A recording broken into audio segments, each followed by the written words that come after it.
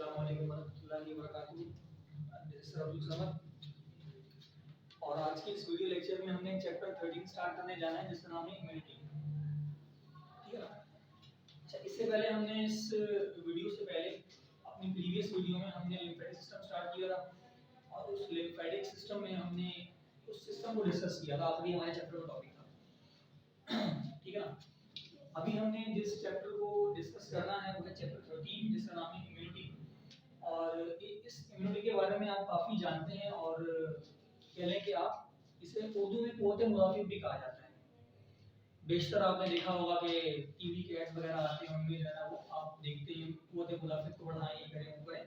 तो lymphatic system पढ़ाते वक्त मैंने आपको ये बात कही कि हमारे इस लिम्फेटिक सिस्टम का किसी हद तक एक किरदार है हमारे इस इम्यूनिटी पर, क्योंकि उसमें जो लिम्फ मौजूद है, उस लिम्फेटिक सिस्टम में जो लिम्फ ट्रैवल कर रहा है, ड्रेन पूरा हो रहा है हमारी नालियों में, लिम्फेटिक वेसल्स में, तो उनके पास लिम्फोसाइट मौजूद है।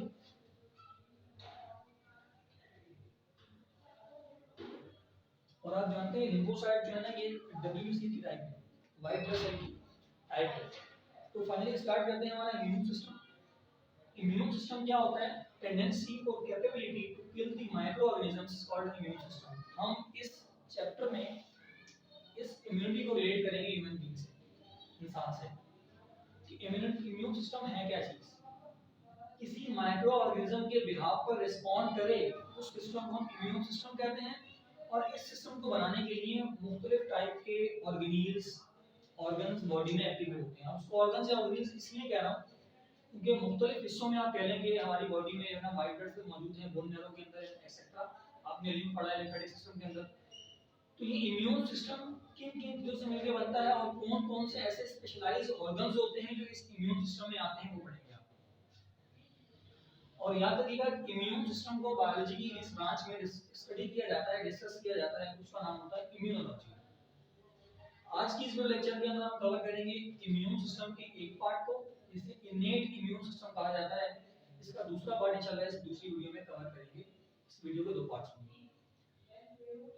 इम्यून सिस्टम की दो टाइप्स हैं, बताया भी मैंने आपको। एक तो इनेट इम्यूनिटी या इनेट इम्यून सिस्टम, दूसरा एडेप्टिव इम्यूनिटी या adaptive immune system. इनेट immune system को हम आज पढ़ेंगे। और ये इनेट इम्यून सिस्टम क्या होता है, इस इनेट का मतलब क्या है? जो इनेट वर्ड है, ये इनेट वर्ड दो चीजों से मिलकर बना है। एक का मतलब होता है इन मींस होता है इनसाइड। एक आपके पास आता है इन, इस इनेट वर्ड के अंदर इसका मतलब होता है इनसाइड, और एक होता है नेट। नेट का मतलब होता है बॉर्न, जो हम अपनी पैदाइश के साथ लेके पैदा होते हैं, जिस इम्यूनिटी को कहा जाता है इनेट इम्यूनिटी। इनेट इम्यूनिटी को हमने या इनेट इम्यून सिस्टम को फर्दर दो हिस्सों में क्लासिफाई किया हुआ है। पहला फर्स्ट लाइन ऑफ डिफेंस और दूसरा सेकंड लाइन ऑफ डिफेंस। जो फर्स्ट लाइन ऑफ डिफेंस है ये भी नॉन स्पेसिफिक कहलाता है, जो सेकंड लाइन ऑफ डिफेंस है ये भी नॉन स्पेसिफिक कहलाता है। अगर आप इसकी बात करें फर्स्ट लाइन ऑफ डिफेंस की, तो इसमें दो चीजें आती हैं। पहला फिजिकल बैरियर और दूसरा बायोकेमिकल बैरियर। बारी बारी हम दोनों को डिस्कस करते हैं। फिजिकल बैरियर में आता है आपका म्यूकस की मेम्ब्रेन। इसकी मेम्ब्रेन म्यूकस मेम्ब्रेन। आप जानते हैं म्यूकस की लाइनिंग, माउथ की लाइनिंग में म्यूकस मौजूद होता है सलाइवा के साथ। इसके अलावा अगर आप बात करते हैं स्टमक की, तो उसमें म्यूकस प्रोड्यूस होता है। आपके पूरे ट्रैकिया के अंदर जो सीलेटेड एपिथेलियम के सेल्स हैं वो भी क्या प्रोड्यूस करते हैं? वो भी इस म्यूकस को प्रोड्यूस करते हैं। तो ये म्यूकस क्या है? एक जेल लाइक मिक्सचर है जिसमें आपके पास लिम्फोसाइट्स, तमाम डब्ल्यूबीसीज, तमाम न्यूट्रिएंट्स प्रेजेंट होते हैं कि अगर कोई माइक्रो ऑर्गेनिज्म आ गया है एक नेजल कैविटी में, हमारी ओरल कैविटी में, there are so much type of cavities in a present in our body, जो कि मौजूद है हमारी बॉडी के अंदर। ओरल कैविटी है, बक्कल कैविटी आप कह लें हमारी है, नेजल कैविटी है, रेक्टल कैविटी है, वेजाइनल कैविटी है, डर्मल कैविटी है।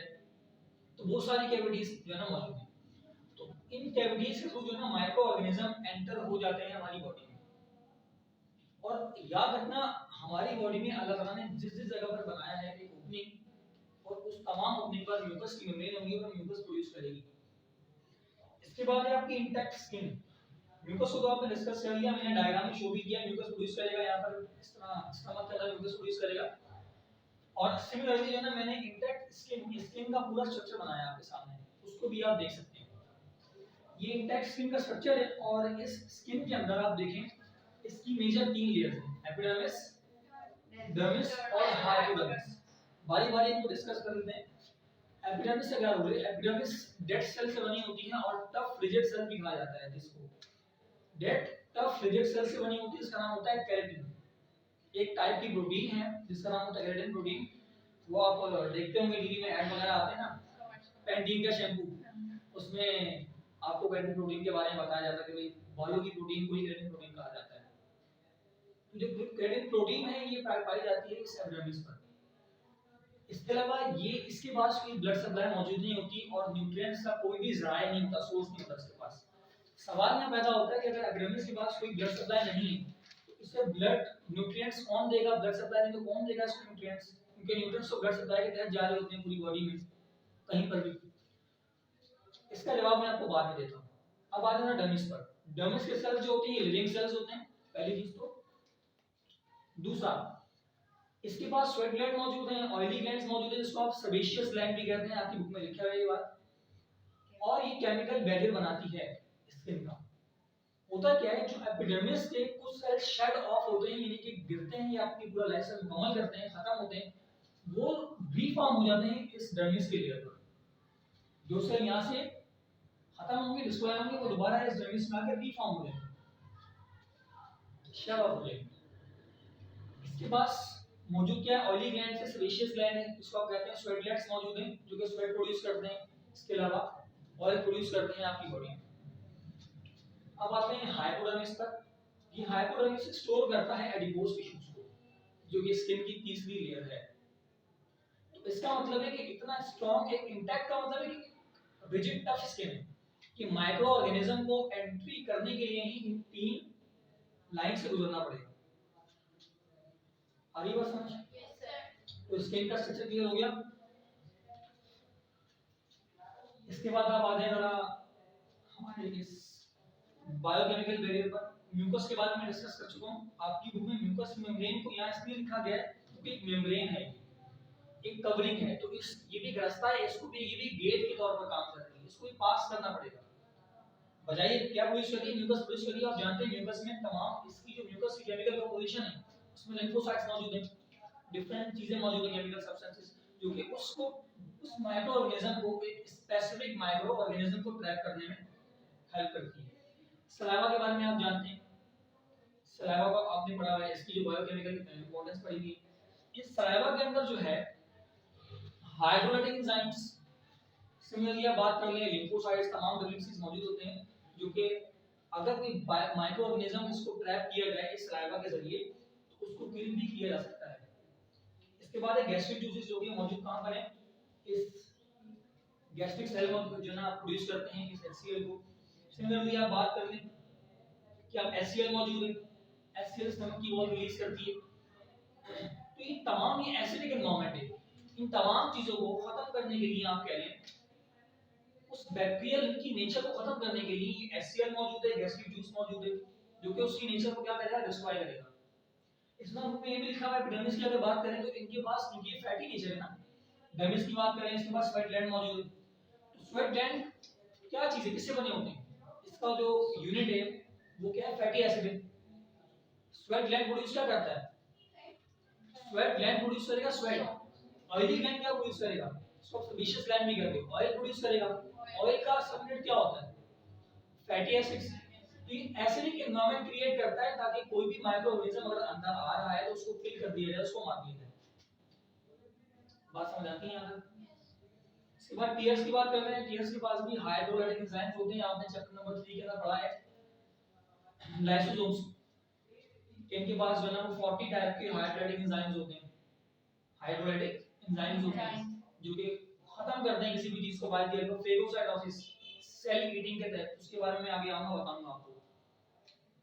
और स्पर्मिन ये टाइप का, ये मेल रिप्रोडक्टिव फ्लूइड में प्रेजेंट होता है, स्पर्म में प्रेजेंट होता है ये स्पर्मिन, ठीक है ना। ये फर्स्ट लाइन ऑफ डिफेंस की फिजिकल बैरियर और बायोकेमिकल बैरियर क्लियर हो गया आपको? Physical barriers and biochemical barriers clear हो गया आपको? सेकंड लाइन ऑफ डिफेंस में आ जाओ जो कि कहलाता है नॉन स्पेसिफिक। इसमें भी 3 से 4 चीजें आती हैं। पहला है फेगोसाइट्स। फेगोसाइट को डिस्कस कर लेते हैं। फेगोसाइट करता क्या है, by the help of phagocytosis, phago का मतलब होता है खाना, साइटोसिस सेल के अंदर लार्वा चीजों को तोड़कर ब्रेक करके खाना कहलाता है फेगोसाइटोसिस, ठीक है ना।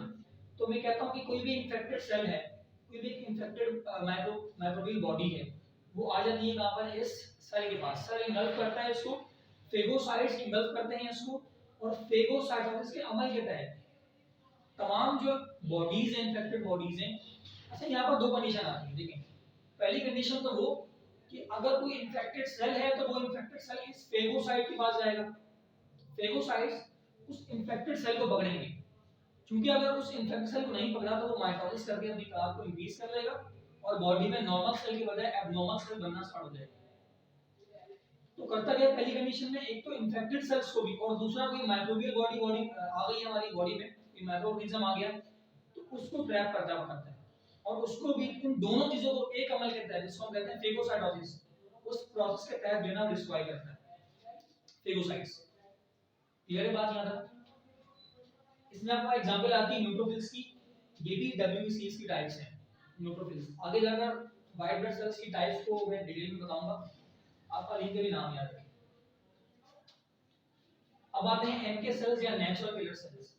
क्या करते हैं, इन नेचुरल किलर सेल्स के पास मौजूद होती है स्पेशल टाइप की प्रोटीन्स, इन्हें कहते हैं पोरिन प्रोटीन्स। इन पोरिन प्रोटीन्स को आपने माइटोकॉन्ड्रिया चैप्टर 3 में पढ़ा होगा या क्लोरोप्लास्ट में पढ़ा होगा आपने। पोरिन प्रोटीन्स ये ट्रांसपोर्टेशन के लिए काम करती हैं, पोरिन प्रोटीन्स।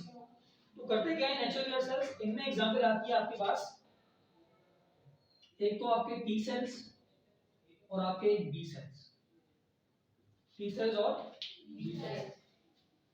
बी सेल्स के बारे में मैंने आपको बताया था, जज्बाती हुए थोड़े से, और से गन निकाल लेते हैं और खत्म करने की जो ना सामने वाले को कोशिश करते हैं, लेकिन जो टी सेल्स होते हैं अपनी कॉलोनी बनाते हैं।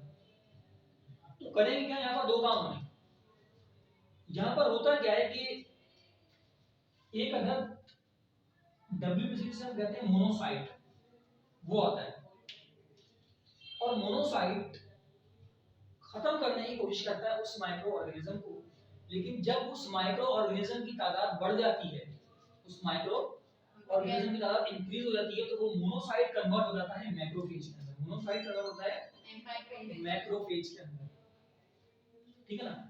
अभी मैक्रो का मतलब क्या होता है, बड़ा लार्ज ईटर, फेज मतलब ईटिंग या ईटर, और मैक्रो मतलब बड़ा लार्ज, ठीक है। लार्ज ईटर, जब बॉडी माइक्रो ऑर्गेनिज्म की बड़ी हो जाएगी तो उसे खाया जाएगा bye the help of macrophage. ये मोनोसाइट जो ना ये मॉडिफाइड फॉर्म में होते हैं या पैसिव फॉर्म में होते हैं इस मैक्रोफेज, ठीक है। तो कोई प्रोटीन क्या करते हैं जो इन्फेक्ट, यहां पर भी दो कंडीशन है, एक तो इन्फेक्टेड बॉडी, एक तो इन्फेक्टेड बॉडी जो इन्फेक्टेड सेल्स आएंगे, और दूसरा माइक्रो ऑर्गेनिजम्स। इन दोनों को भी इस फेगोसाइटोसिस के अमल के थ्रू खाया जाएगा, ठीक है। आप जानते हैं फेगोसाइटोसिस दो टाइप की होती है, एक्सो और एंडोसाइटोसिस, ठीक है। बात आ रही है समझ। तो ये बी सेल्स और टी सेल्स क्या करेंगे, डिस्ट्रॉय करेंगे बड़ी बड़ी बॉडीज को, ठीक है। तो मैंने क्या बताया, जो मोनोसाइट्स होंगे, जो मोनोसाइट्स हैं, ये क्या करते हैं, जब ये काफी नहीं होते एक माइक्रो ऑर्गेनिज्म को खाने के लिए, तो ये मोनोसाइट्स मॉडिफाई हो जाते हैं या एक अपने जैसे कॉलोनी बना लेते हैं मोनोसाइट्स, जिन्हें कहते हैं मैक्रोफेज। बात आई समझ। तो कुल मिला के बात सारी ये है कि हमारा अगर फर्स्ट एंड और सेकंड का डिफरेंस देखा जाए, हमारा पूरा इनेट इम्यून सिस्टम देखा जाए, तो स्किन की आप बात कर लें। पहली बात तो स्किन को पास करना हमारी बॉडी से काफी मुश्किल है बैक्टीरिया, अगर उससे पास हो जाता है, क्योंकि आप देखेंगे कि 3 लेयर्स हैं स्किन की, तो अल्लाह का निजाम देखें आप। उसके बाद दूसरा आपके पास आता है म्यूकस, मौजूद है आपकी बॉडी में, ठीक है ना। बॉडी के डिफरेंट पार्ट्स में मौजूद है म्यूकस। म्यूकस प्रोड्यूस करती है माउथ के अंदर, इसके अलावा स्टमक के अंदर, एसटीएल गैस्ट्रिक जूस स्टमक के अंदर मौजूद है। अगर वो वहां तक भी आ जाता है तो जीआई ट्रैक्ट में अगर बैक्टीरिया आ जाता है, कोई माइक्रोबियल ग्रुप पैदा होती है किसी भी सूरत में, तो उस गैस्ट्रिक जूस और एसटीएल की नेचर उस पर इनहेरिट हो जाएगी, उस पर काबू कर लेगी उस माइक्रो ऑर्गेनिज्म को। इसमें टीयर्स हैं, अगर आंख के तहत कोई जाता है तो हमारी आंख में क्या मौजूद है, टीयर्स मौजूद हैं। तो वो उस टीयर में क्या मौजूद है, हाइड्रोलिक एंजाइम्स, तो उस बैक्टीरिया को या उस पैथोजन को वहां से मारने की जो है वो सलाहियत पैदा करते हैं। इस तरह फेगोसाइट्स के बारे में मैंने आपको बताया यहाँ पर, और इसका नेचुरल किलर के बारे में बताया। नेचुरल किलर सेल्स दो टाइप के होते हैं, माइक्रोबियल प्रोटीन के बारे में जरा बता दूं मैं। एंटी माइक्रोबियल प्रोटीन्स जो है ना, ये एक स्पेशल टाइप की प्रोटीन्स होती हैं। इनमें आपके पास क्या होता है कि ये प्रोटीन्स बॉडी डेवलप करके बनाना स्टार्ट करती है, और जिस तरह हमारा इम्यून रिस्पांस वीक होता जाता है, हमारी एंटी माइक्रोबियल प्रोटीन्स बॉडी में एक्टिवेट होना बनना स्टार्ट हो जाती है। बात आगे खाली बच गई आपके पास फीवर की। फीवर क्या चीज है? फीवर के बारे में आप जानते हैं, मोस्ट कॉमन बुखार इसको हम कहते हैं। फीवर में क्या होता है कि एक केमिकल सब्सटेंस जो कि हमारे, जिसे हम कहते हैं पायरोजिन, हमारे जो इम्यून सिस्टम के सेल्स हैं वो रिलीज करते हैं पायरोजिन केमिकल, और ये इंडिकेशन देता है जैसे पायरोजिन केमिकल रिलीज होता है तो हमारी बॉडी में जो हाइपोथैलेमस के ब्रेन का पार्ट है जिसको हम थर्मोस्टेट ऑफ द बॉडी भी कहते हैं। क्या कहते हैं? हाइपोथैलेमस हमारी बॉडी में एक ब्रेन का पार्ट है जिसे हम कहते हैं थर्मोस्टेट ऑफ द बॉडी। स्त्री में देखा होगा ना, वो रेगुलेटर लगा होता है, एक बटन आप घुमाएंगे इसलिए वो एक पे रखते हैं, दो पे रखते हैं, इसमें आयरन में लगा होता है।